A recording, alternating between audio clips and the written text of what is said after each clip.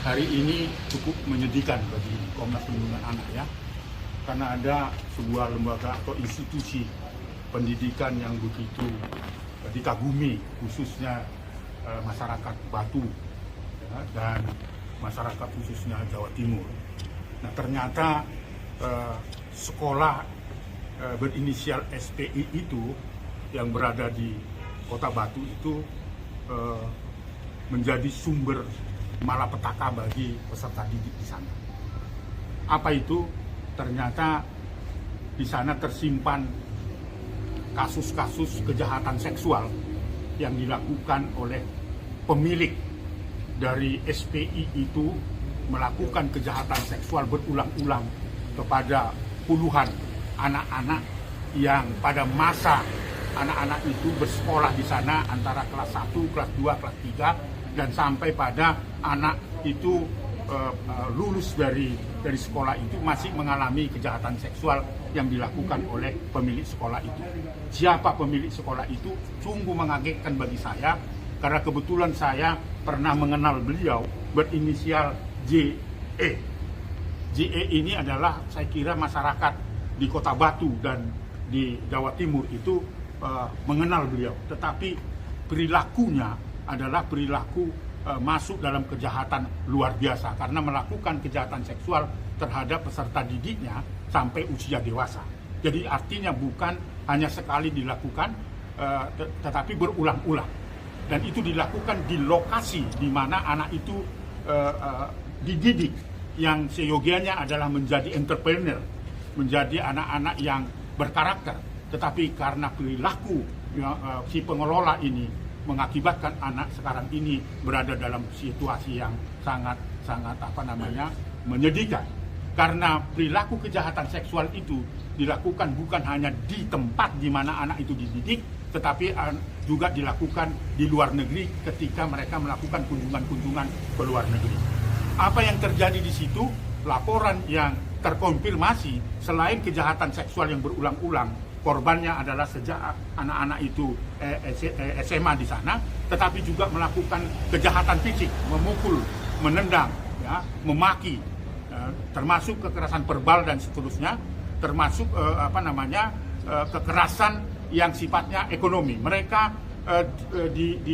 dibungkus untuk bersekolah, tetapi ternyata mereka dipekerjakan melebihi jam kerja dan menghasilkan uang yang begitu banyak, tetapi mereka tidak mendapatkan upah yang layak atau imbalan yang layak.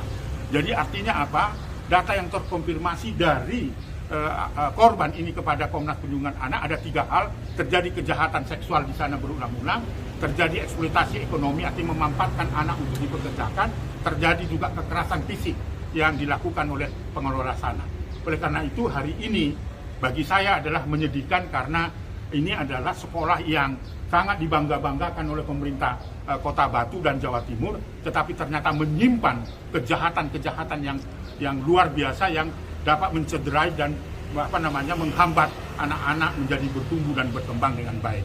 Jadi saya kira hari ini kami diterima oleh SPKT untuk melaporkan ini adalah bagian dari penegakan hukum.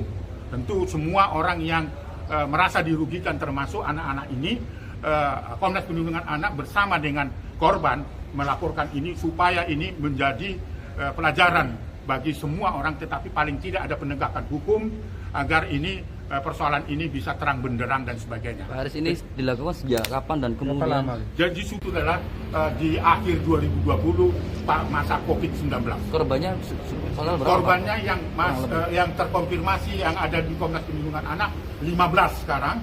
3 diantaranya ini yang hadir sekarang, karena mereka sudah kembali di masing-masing karena peserta didik itu adalah berasal dari beberapa daerah, dari keluarga-keluarga miskin yang seyogianya adalah membantu untuk anak-anak miskin itu bisa berprestasi dan sebagainya.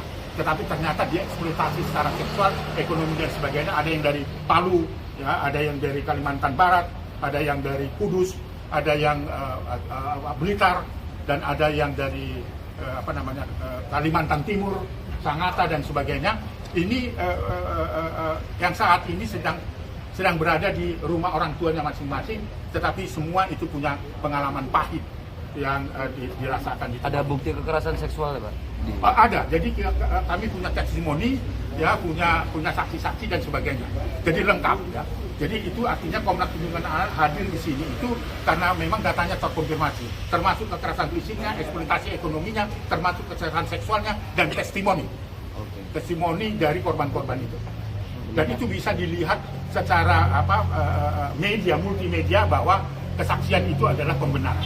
Awal kebukanya gimana Pak? Setelah lama dari 2000?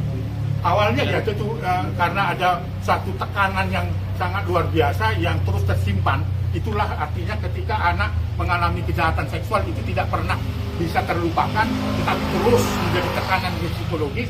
Akhirnya itu dilaporkan dan disampaikan ke Komnas Perlindungan Anak 1 minggu yang lalu. Setelah 1 minggu yang lalu kita gali, kita investigasi, kita konfirmasi data itu sampai ada tim kita yang mendatangi misalnya ke Poso, ke Palu, ke Blitar dan sebagainya. Tadi malam baru pulang hampir jam berapa ya dari Blitar, tapi karena ibu si korban itu dalam keadaan sakit. Langsung 3 anak itu apa satu persatu? Ya tentu dia bisa dikenakan 3 pasal berlapis tadi. Kekerasan seksual ya ancamannya di pasal 82 dari Undang-Undang 35 tahun 2014 dan Undang-Undang 17 tahun 2016 itu bisa dihukum maksimal seumur hidup ya. Bahkan kalau itu terbukti dilakukan berulang-ulang bisa dikebiri. Lalu kemudian pasal eksploitasi ekonomi itu bisa di pasal 81, kekerasan atau kekerasan fisik itu di pasal 80 dari Undang-Undang 35 tahun 2014. Artinya apa? Si pelaku JE ini bisa dikenakan 3 pasal berlapis. Ini serius persoalannya. Ini serius persoalannya, bukan persoalan semata-mata kasus tindak pidana biasa aja. Ini sudah luar biasa. Karena ketika melakukan kejahatan seksual berulang-ulang berdasarkan Undang-Undang 17 tahun 2016 itu adalah merupakan extraordinary crime dan harus diselesaikan dengan luar biasa pula dan cepat. Itulah artinya saya mengapresiasi SPKT Polda Jatim ini kerja cepat dan memberikan respon terhadap laporan itu karena ini merupakan kejahatan luar biasa. Kemungkinan lebih dari 15. Kemungkinan ya karena ini baru 15 saja dari 3 ini sudah begitu serius persoalannya, tetapi mungkin saja karena ini nggak pernah terbuka dan tidak ketahuan, itu bisa saja korban-korban yang baru-baru ini juga terjadi. Dan bisa saja bukan hanya si JE, tapi mungkin juga adalah pelaku-pelaku lain. Tadi itu kita serahkan kepada Polda Jatim, khususnya di nanti dalam proses pemeriksaan. Tiga orang ini dari mana saja, Pak? Dari Kudus, dari Kalimantan, Poso, terus satu lagi dari Kalimantan Timur. Jadi mereka ini peserta didik itu dari seluruh provinsi dan dari 6 agama